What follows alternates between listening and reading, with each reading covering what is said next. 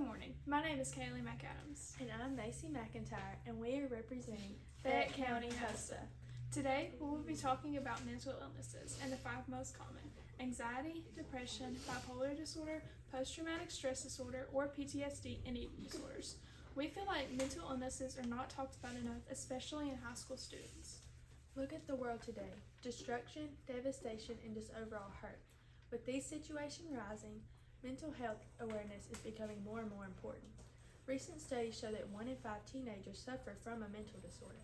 Suicide is the second leading cause of death, and that is usually led by depression.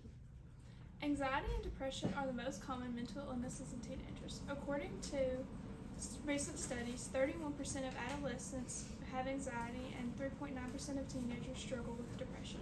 While PTSD, bipolar disorder, and eating disorders are not as commonly talked about, they are just as important.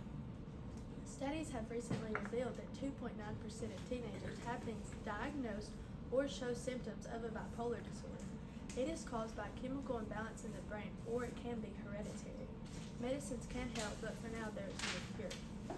Post-traumatic stress disorder falls under a stereotype that only surviving soldiers can get diagnosed. That is not true. PTSD can be diagnosed by any traumatic event in one's life. The last mental illness we are talking about today is eating disorders. They present themselves in many ways. There are many different types, but we are going to discuss 3. Anorexia, which is the most commonly talked about; binge eating, which is when you eat when you're not hungry; and bulimia, which is when you eat so much you throw up. 2.7% of teenagers have eating disorders, and they are more common in females. There are many effects of an eating disorder, 2 being infertility and heart complications.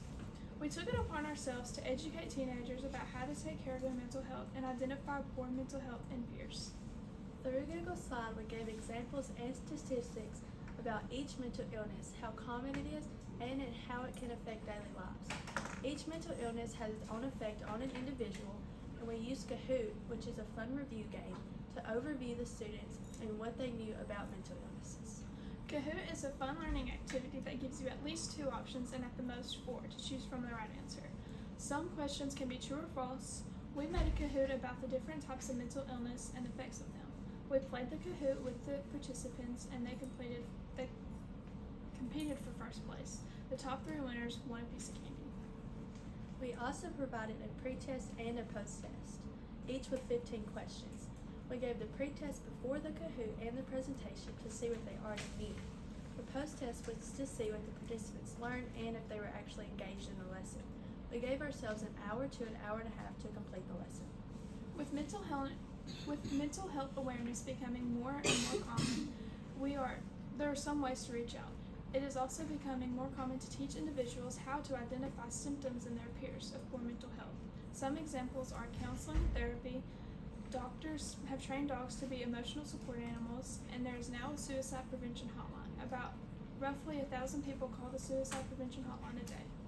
We feel confident that we educated our peers on the importance of mental health and the types of mental illnesses. I'm Kailey McAdams. And I'm Macy McIntyre, and we are with Fayette County HUSA.